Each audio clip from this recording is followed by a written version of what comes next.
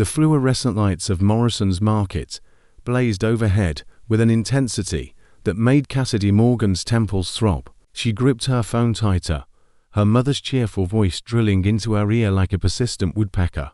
"Sweetheart, your cousin Jennifer just announced her engagement.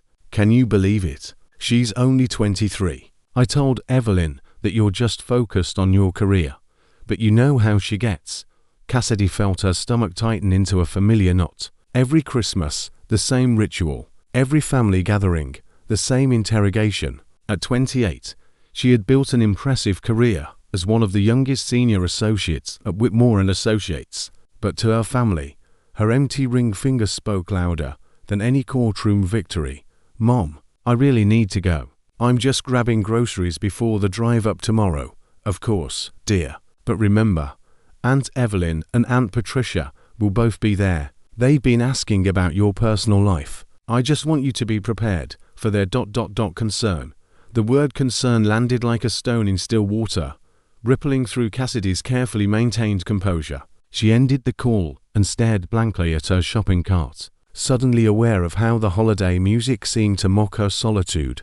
Lost in thought, she didn't notice the man examining coffee beans directly in her path. Her cart collided with his legs with a jarring thud. A cascade of gourmet items tumbled from the shelf, cans of artisanal olives, unpreserved lemons clattering across the polished floor in a deafening symphony of chaos.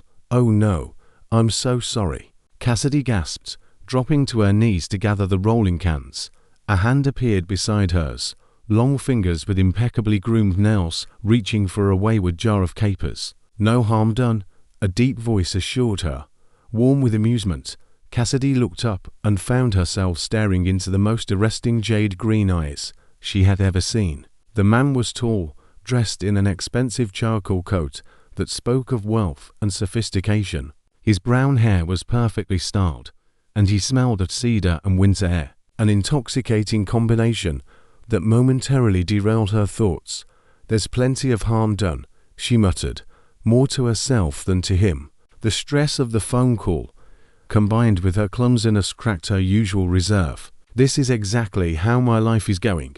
Everything's falling apart, and tomorrow I have to face my family, who thinks my success is just a sad cover for my tragic, lonely existence." She stopped abruptly, horrified that she had just confessed her deepest insecurities to a complete stranger in the middle of a grocery store. Instead of backing away or offering empty platitudes, the man simply smiled. He finished stacking the last can and leaned casually against the shelf, studying her with genuine interest. "A tragic existence?" he asked, his tone playful but his eyes serious. "What exactly does your family expect you to bring to prove otherwise?" "A boyfriend," Cassidy admitted with a tired laugh. "Or better yet, a fiancé. Someone to demonstrate that I haven't completely sacrificed my personal life to billable hours and court dates." She expected him to nod sympathetically and walk away. Instead, something shifted in his expression. A dangerous glint appeared in those green eyes as he stepped closer, reducing the space between them until she could feel the warmth radiating from him. He lowered his voice to a conspiratorial whisper that sent shivers down her spine. "I have a proposition for you, Miss Morgan." "Cassidy Morgan, Miss Morgan," he continued, his voice dropping even lower. "My life has been unbearably predictable lately. I find myself in need of an adventure, and you clearly need a shield." He paused, letting his next words settle with deliberate weight. "Take me with you. I'll be your Christmas boyfriend." Cassidy stared at him, certain she had misheard. "You're insane," she breathed. He shrugged with easy confidence. "Perhaps, but imagine the look on Aunt Evelyn's face when you walk in with me on your arm." The image flashed through Cassidy's mind with startling clarity. The stunned silence, the immediate end to pitying glances and invasive questions. A week where she could simply exist without defending her life choices. "What do you say?" he pressed, his smile widening. "1 week of performance. A Christmas miracle for both of us." Cassidy felt dizzy with a mix of panic and reckless possibility. She was a lawyer. She dealt in facts, evidence, and careful strategy. But this stranger was offering her an escape hatch from the suffocating expectations that had followed her for years. Fine, she whispered, the word shocking even herself. I accept. Triumph lit his eyes. He extended his hand, not for a handshake, but to gently take the can of olives from her trembling fingers. Excellent, he said smoothly. The name is Derek Ashford. Reality crashed over Cassidy like cold water. Wait, she stammered, suddenly aware of what she had just agreed to. Derek what? I don't even know your last name. I don't know anything about you. Then we have 24 hours to become convincing, Derek replied, his eyes dancing with mischief and something deeper, something that suggested he needed this escape as much as she did. Meet me tomorrow morning. We have a performance to prepare for. As he walked away, leaving Cassidy standing alone among the scattered cans, with his business card in her hand, she realized she had just made the most impulsive decision of her carefully controlled life. Tomorrow, she would drive to her family's farm, with a complete stranger pretending to be the man who had captured her heart. The terrifying part was how much the idea thrilled her. The black SUV hummed along the highway, its luxurious interior a stark contrast to the snowy countryside passing outside. Cassidy sat in the passenger seat, her hands folded tightly in her lap, acutely aware of the stranger beside her. Derek drove with the same confident ease he seemed to apply to everything, one hand on the steering wheel, the other resting casually on the console between them. So, Derek said, breaking the silence that had stretched for the past 20 minutes, we should probably establish our story before we arrive. How did we meet? Cassidy pulled out a small notebook from her purse. I've made a list of essential details we need to align on. First, timeline.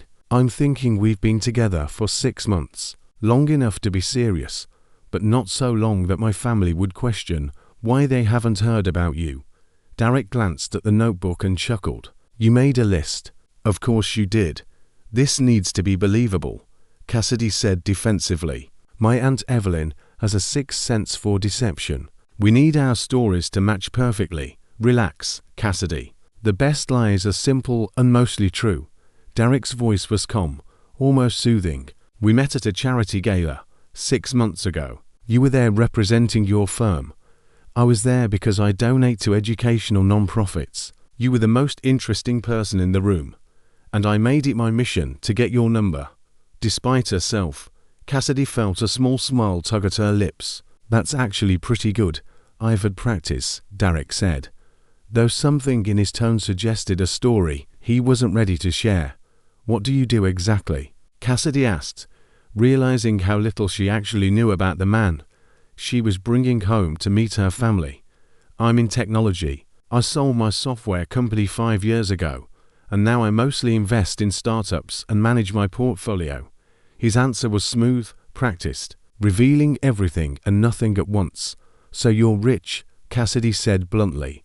Uncomfortably so, Derek admitted with a wry smile. But your family doesn't need to know the specifics. I'm just a guy who works in tech and has flexible hours, which explains why I can take a week off to spend Christmas with my girlfriend's family. The word girlfriend sent an unexpected flutter through Cassidy's chest. She pushed the feeling aside and returned to her notebook. Favorite food? Anything I didn't have to cook myself. You. Thai food, specifically pad see ew. Noted. I'll remember that for our fake anniversary dinner. Derek teased. They continued the rapid-fire exchange of information. Cassidy learned that Derek was an only child, that his parents had passed away years ago, and that he had no other family to spend the holidays with. The last detail was delivered with such careful neutrality that Cassidy suspected there was pain beneath the surface. What about you? Derek asked. Tell me about your family. Cassidy took a deep breath. My mom, Rita, is warm and loving, but has been obsessed with grandchildren since my older sister Sophie got married. Sophie has twin boys, Jamie and Lucas, who are 10 and completely chaotic. Then there are the aunts, Evelyn and Patricia. They mean well, but they see my career success as a character flaw rather than an achievement. Sounds delightful, Derek said dryly. Just remember, we're madly in love, and you think my ambition is attractive, not problematic. That won't require any acting, Derek said quietly. Cassidy looked at him sharply, but his eyes remained on the road, his expression unreadable. Before she could respond, they turned onto the long gravel driveway leading to the Morgan family farm. The farmhouse stood at the end of the drive, a sprawling two-story structure with a wraparound porch decorated with evergreen garlands and twinkling lights. Smoke curled from the chimney, and the warm glow from the windows promised heat and holiday cheer inside. "Last chance to back out," Cassidy said, her hand on the door handle. Derek turned to her, his green eyes serious. "I don't back out of agreements, Cassidy. We're in this together now." Before Cassidy could respond, the front door burst open and her mother appeared, arms spread wide, her round face glowing with excitement. "Cassidy, you're here. And you brought someone." What followed was a whirlwind of introductions. Rita Morgan enveloped Derek in an enthusiastic hug that would have crushed a lesser man. Sophie appeared with her husband and the twins, who immediately began circling Derek like curious wolves assessing potential prey. Then came the aunts. Evelyn and Patricia descended the stairs with the regal bearing of monarchs preparing to hold court. Both wore festive sweaters adorned with snowflakes and reindeer, their expressions a mixture of curiosity and skepticism. "So this is the mysterious boyfriend," Evelyn said, her sharp eyes taking in every detail of Derek's expensive coat and confident posture. "Cassidy has been keeping you quite secret, young man." "Derek Ashford, ma'am," Derek said smoothly, extending his hand. "Cassidy's been so busy with work that I'm afraid I haven't had the chance to meet her wonderful family until now. I'm grateful she finally made time." "And what exactly do you do, Derek?" Patricia asked, her tone suggesting this was the first question in a lengthy interrogation. "I work in technology investment. Nothing terribly exciting, but it gives me the flexibility to support Cassidy's important work." Derek's arm slipped naturally around Cassidy's waist, pulling her close. "I consider it a privilege to be with someone so dedicated and brilliant." Cassidy felt warmth bloom in her chest at his words, even though she knew they were part of the performance. The aunts exchanged a look, their defenses showing the first signs of weakening. "Well," Evelyn said slowly, "it's nice to meet you, Derek. I hope you'll be comfortable here on the farm. It's not as sophisticated as what you're probably used to in the city. Honestly, Mum, sophisticated has gotten rather boring. I'm looking forward to a real family Christmas." Before the aunts could continue their questioning, a war cry echoed from somewhere outside. Jamie and Lucas appeared from around the side of the house, moving with military precision, their faces alight with mischief. New target acquired. Jamie shouted. Lucas held a snowball, but this was no ordinary snowball. It was a dense, perfectly spherical projectile of packed ice that looked capable of causing actual damage. "Boys, no!" Sophie started to shout, but it was too late. The ice ball flew through the air with surprising accuracy, aimed directly at Derek's head. It connected with a solid thwack, ice crystals exploding across his perfectly styled hair. Cassidy gasped, mortified. Her mother shrieked. The aunts looked scandalized. This was a disaster. Derek would be furious, insulted, and their arrangement would end before it even began. But Derek didn't react with anger. Instead, he slowly turned to face the twins, wiping melted ice from his temple. A wide, genuine smile spread across his face, transforming him from sophisticated businessman to mischievous co-conspirator in an instant. He crouched down to the twins' level. "Excellent shot, gentlemen, but a true strategist checks his angles first." He pointed to the roof of the porch. "If you'd taken position up there, you would have had better cover." And the element of surprise. Jamie and Lucas stared at him, their mouths open in shock. "Now," Derek continued, standing and rolling up his sleeves, "where's the ammunition supply? Because I believe this means war." He turned to Cassidy, his eyes sparkling with genuine delight. "Come on, darling. Your nephew's just declared battle. We can't let that go unanswered." Cassidy watched in amazement as the sophisticated billionaire was recruited into a snowball fight by 10-year-olds. The man who had described his life as unbearably predictable was laughing with pure joy, his expensive coat forgotten as he packed snow with the twins. as the family watched Derek teaching the boys advanced snowball tactics. Evelyn leaned over to Rita. "Well, he's certainly not what I expected. He's actually playing with them.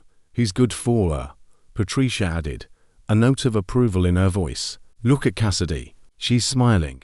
Cassidy realized she was smiling, a genuine expression that felt unfamiliar on her face. This stranger, this man she had hired to solve a social problem, was fitting into her chaotic family with an ease that took her breath away. "Ready to defend your honor?" Derek called to her, holding out a handful of snow. Cassidy laughed, a sound of pure surprise, and joined the battle. As snow flew and laughter echoed across the farm, she forgot about the contract, the performance, and the reasons they were pretending. For one perfect moment, it all felt wonderfully, terrifyingly real. The guest bedroom was smaller than Cassidy remembered from her childhood visits. A single full-sized bed dominated the space, covered with a quilt her grandmother had made decades ago. One bed, for two people who were essentially strangers. "I'll take the floor," Derek said immediately, dropping his overnight bag by the door. "Don't be ridiculous," Cassidy countered, though her heart was racing. "We're adults. We can share a bed without it being weird. We'll just put pillows down the middle." Derek raised an eyebrow but nodded. "Whatever makes you comfortable."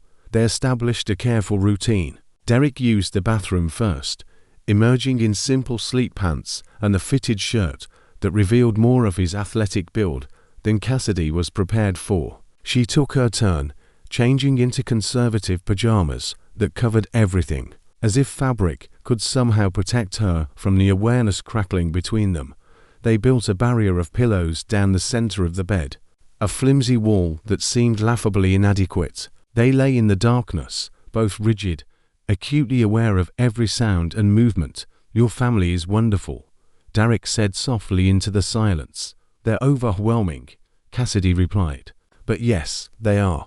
The twins remind me of ... double quotes," Derek started, then stopped abruptly. "Of what?" Cassidy prompted gently. "Nothing. Just kids I used to know." The pain in his voice was unmistakable. Cassidy wanted to push, to understand the shadows that crossed his face when he thought no one was watching, but she respected the boundary he had drawn. "Thank you," she said instead, "for today, for being so good with Jamie and Lucas, for charming my impossible aunts."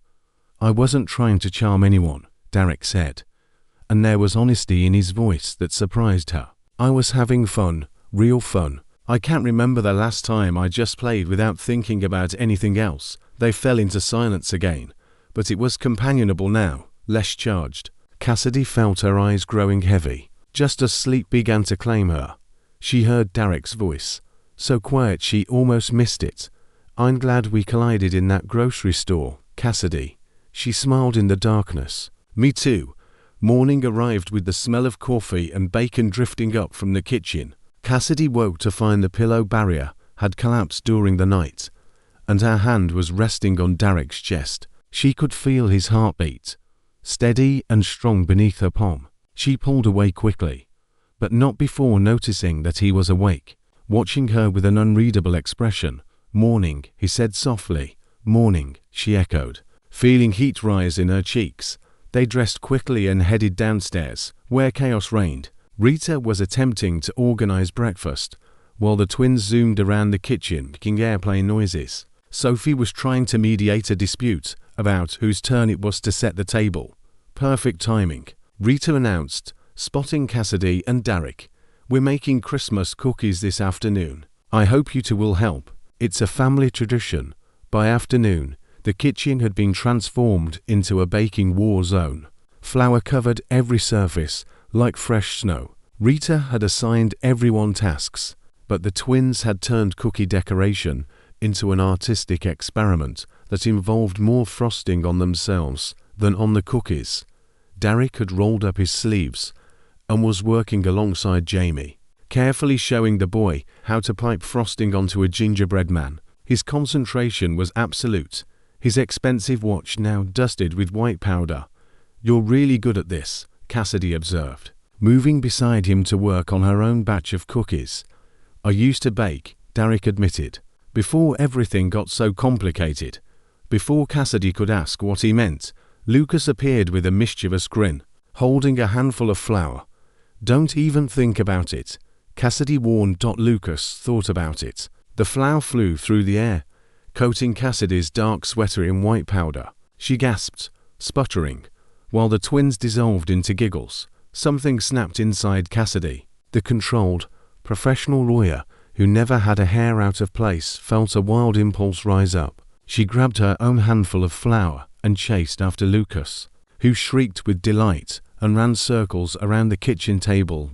Derek joined the fray, using a spatula as a shield while Jamie pelted him with powdered sugar. Rita was laughing so hard she had to sit down, tears streaming down her face. Sophie recorded the whole thing on her phone, her own face covered in chocolate frosting from an earlier battle. The kitchen was a disaster. Flour coated the counters, the floor, and every person in the room. But the laughter was genuine, the joy uncomplicated. When they finally collapsed onto the flour-covered floor, breathless and sticky, Cassidy found herself lying next to Derek. He had flour in his hair, frosting on his cheek, and he was grinning like a child who had just experienced the best day of his life. "That," he said between breaths, "was amazing." Evelyn and Patricia appeared in the doorway, surveying the destruction with wide eyes. Cassidy braced herself for disapproval, 4 lectures about maturity and proper behavior. Instead, Evelyn smiled. "Well, Derek, you've certainly managed to bring out a side of Cassidy we haven't seen in years. He's good for her," Patricia agreed, nodding. "Look at her. She's actually relaxed." After the aunts left, Derek helped Cassidy to her feet. As he brushed a clump of flour from her cheek, his fingers lingering a moment longer than necessary, their eyes met. The kitchen full of family faded away. There was only the warmth of his touch, the intensity of his gaze, and the terrifying realization that this was no longer just a performance. "Cassidy," he murmured, his voice rough with emotion. "Derek, Aunt Cassidy. Uncle Derek, come help us frost the trees." Jamie's voice shattered the moment. They pulled apart, both breathing harder than the flour fight warranted. Derek turned away first, joining the twins at the counter, but Cassidy saw the way his hands trembled slightly as he picked up the frosting bag, and she knew he felt it too. The line between pretend and real was blurring dangerously, and neither of them knew how to stop it, or if they even wanted to. The house settled into quiet darkness, everyone exhausted from the day's activities. Cassidy lay awake, listening to the unfamiliar sounds of the old farmhouse and the even rhythm of Derek's breathing beside her. The pillow barrier between them seemed both essential and absurd. She was drifting into sleep when Derek's breathing changed. It became shallow, rapid, almost panicked. She turned her head and saw his face contorted with distress, sweat beading on his forehead despite the cool room. "No," he mumbled, his voice thick with anguish. "The fire can't save them. Everything's burning." Cassidy's professional instincts wild with something deeper, more personal. She reached across the pillow barrier, her hand hovering over his arm. "Derek," she whispered gently, "wake up. You're safe." His eyes snapped open, wild and unfocused, filled with a raw terror that transformed him from the confident man she knew into someone vulnerable and broken. He sat up abruptly, his breath coming in ragged gasps. "Cassidy," he rasped, running his hands through his sweat-dampened hair. "I'm sorry. I didn't mean to. You were having a nightmare," she said softly, sitting up beside him. "About a fire." Derek swung his legs out of bed, putting distance between them. He walked to the window, his shoulders tense, his posture defensive. "It's nothing, just old memories." But Cassidy had seen the depth of his pain, the vulnerability he worked so hard to hide. She got out of bed and approached him slowly, respecting his need for space, while refusing to let him retreat completely. "Derek, what happened?" He was silent for a long moment, staring out at the dark landscape. When he finally spoke, his voice was devoid of emotion, as if he were reciting facts from someone else's life. "I was 16. My parents were wealthy old money, the kind that comes with expectations and obligations. We lived in a mansion in Connecticut, One night, there was an electrical fire. It spread so fast, he paused, his jaw clenching. My parents didn't make it out. Neither did our housekeeper. I was at a friend's house. I came home to ashes. Cassidy felt her heart contract with sympathy. Derek, I'm so sorry.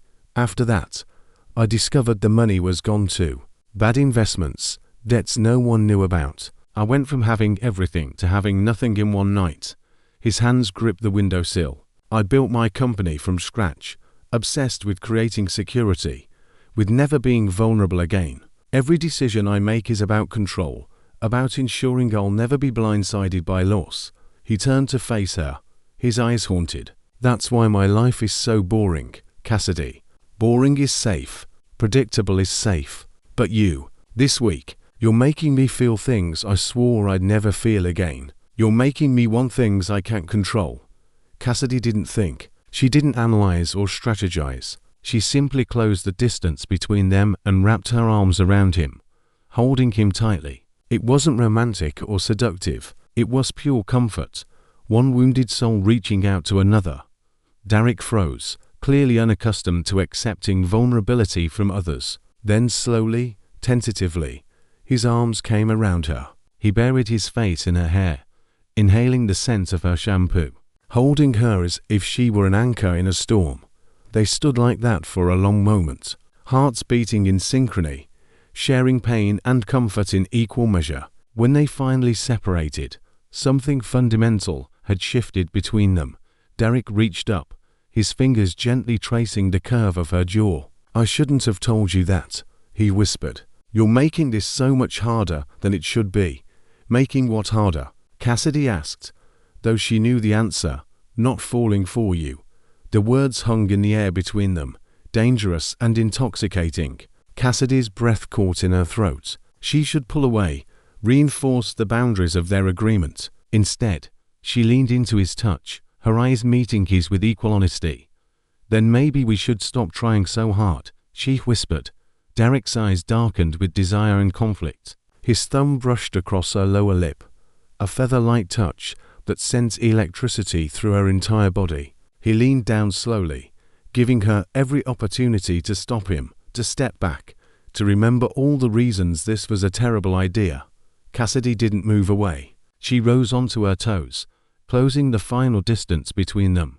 The kiss started gentle, questioning, but quickly deepened into something urgent and consuming. Derek's hands tangled in her hair, while Cassidy's fingers clutched his shirt, pulling him closer. It was nothing like the performance kiss under the mistletoe would be. This was private, real, and absolutely devastating to every rule they had established. When they finally broke apart, both breathing hard, reality crashed back in. Derek rested his forehead against hers, his eyes closed. This wasn't part of the agreement, he said roughly. I know, Cassidy replied, her voice shaking. We're supposed to walk away at the end of the week. I know. Cassidy, I don't know if I can. The confession hung between them, terrifying in its honesty. Cassidy pulled back slightly to look at him. Then what do we do? Before Derek could answer, a floorboard creaked in the hallway outside their door. They jumped apart like guilty teenagers, both suddenly aware of how close they had come to crossing a line they couldn't uncross. They climbed back into bed, the pillow barrier rebuilt, but now seeming meaningless. They lay in the darkness, not touching, but acutely aware of each other's presence. Derek, Cassidy whispered, yeah, I'm glad you told me. About your parents, about everything. Me too, he admitted quietly. As sleep finally claimed them. Neither noticed when Cassidy's hand found Derek's across the pillows, their fingers intertwining naturally, unconsciously, in a gesture more intimate than any kiss. Christmas Eve arrived with a flurry of activity. The house buzzed with preparations for the evening feast, but beneath the festive chaos, tension thrummed between Cassidy and Derek. They moved around each other carefully, their interactions polite and surface level, both trying desperately to ignore what had happened in the darkness of their shared room. The family, however, interpreted their careful distance as the comfortable ease of an established couple. Rita kept giving Cassidy knowing smiles, while the aunts nodded approvingly at how Derek helped carry firewood and assisted with dinner preparations. As evening fell, the family gathered around the massive dining table, candles flickering and the scent of roasted turkey filling the air. Cassidy's father, Thomas, a quiet man who had observed the week's events with thoughtful silence, stood to make a toast. "Before we eat," he began, his weathered hands holding a glass of wine, "I want to welcome Derek to our family table. Son, we're grateful for you." Derek shifted uncomfortably, unused to such genuine acceptance. "You see," Thomas continued, his eyes finding Cassidy's, "we love our Cassidy fiercely. She's brilliant and accomplished, and we're proud of everything she's achieved. But we've worried. We've watched her work herself to exhaustion, watched her forget how to rest, how to play, how to just be." Cassidy felt tears prick her eyes as her father spoke. "This week, we've seen a different Cassidy. We've heard her laugh freely. We've watched her have a flower fight in the kitchen. We've seen her present and happy, not constantly checking her phone, thinking about the next case." Thomas raised his glass toward Derek. "Thank you for giving her back to us, even if just for a week. Thank you for making her remember what's truly important." The family raised their glasses, their faces glowing with affection and approval. Cassidy looked at Derek and saw him pale beneath his tan, his eyes wide with an emotion she couldn't quite name. Guilt, fear, longing. After dinner, as the family moved to exchange gifts, Derek pulled Cassidy aside into the quiet hallway. "I can't do this," he said, his voice strained. "What do you mean?" Cassidy felt panic rise in her chest. "Your father just thanked me for making you happy, for giving you back to your family. But it's all a lie, Cassidy. This whole thing is built on deception." He ran his hands through his hair in frustration. "And the worst part is, it doesn't feel like a lie anymore. Everything I'm feeling is real, and that terrifies me." Before Cassidy could respond, Evelyn appeared in the doorway with a sprig of mistletoe, her eyes twinkling with mischief. "Look what I found. A perfect Christmas tradition." The family gathered around, expecting a sweet, performative moment. Cassidy and Derek faced each other, both knowing this was a test, a moment that would reveal the truth they were both trying to hide. Derek's hands came to rest on her waist, pulling her close. "Just act natural," he whispered, but his voice shook when their lips met. It was as if a dam broke. The kiss was deep, passionate, and utterly consuming. Cassidy's hands fisted in his sweater, and Derek held her like she was the only solid thing in a spinning world. They forgot about the audience, forgot about the performance, forgot about everything except the overwhelming rightness of being in each other's arms. When they finally broke apart, the room was silent. Rita's eyes were misty with tears of joy. Sophie was grinning.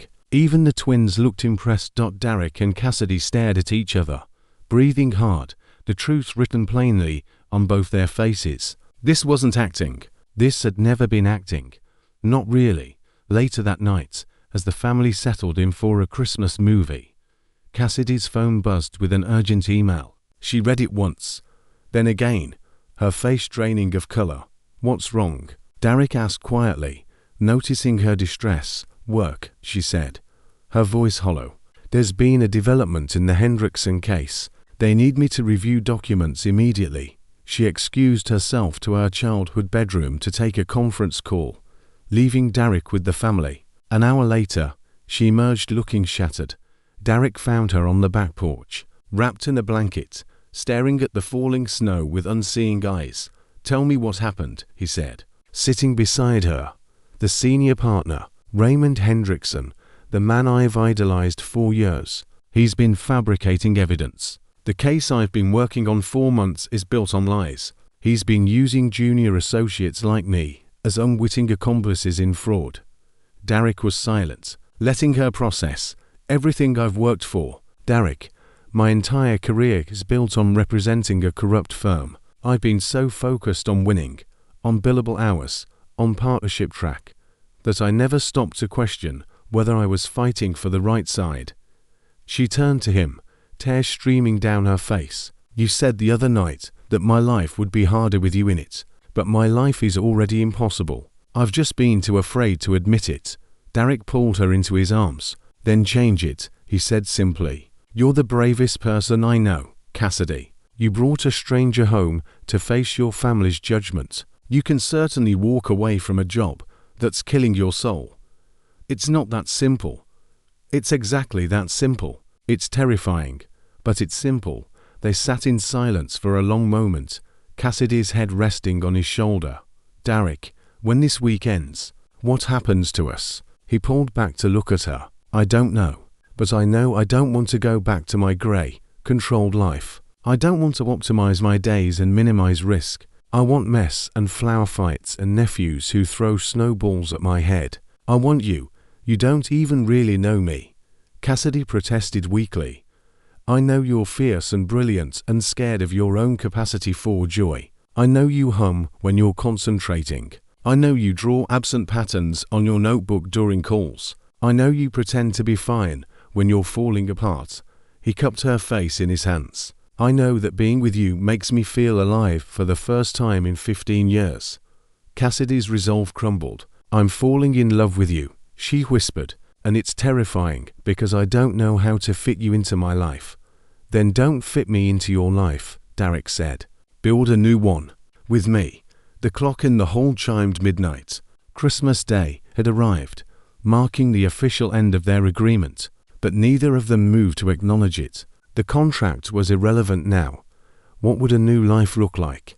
Cassidy asked. Derek smiled, a real smile full of hope and possibility. "I don't know. That's what makes it an adventure." 3 months later, Cassidy stood in a small office space in downtown, hanging a sign that read Morgan and Ashford Legal Advocacy. She had left Hendrickson's firm, reported the fraud, and started her own practice focusing on non-profits and individuals who couldn't afford traditional legal fees. Derek appeared in the doorway, carrying 2 cups of coffee and a box of pastries. He had sold half his investment portfolio and become her silent partner, both in business and in life. "Our first client arrives in an hour," he reminded her. "Are you nervous?" "Terrified," Cassidy admitted, but in a good way. He pulled her into his arms, kissing her softly. "I'm proud of you."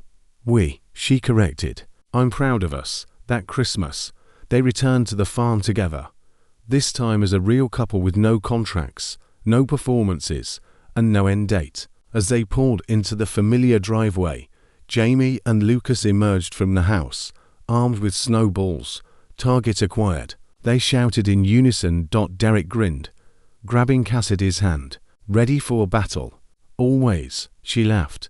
They ran toward the house together, toward family and chaos, and a beautiful, messy life neither of them had planned, but both of them had chosen. The collision in the grocery store had changed everything, leading them both away from their carefully controlled existences towards something far more valuable, a life built on love, courage, and the willingness to embrace the unexpected. As snowballs flew and laughter echoed across the farm, Cassidy realized a truth her father had spoken at Christmas. Derek hadn't given her back to her family, he had given her back to herself. And that was the greatest gift of all.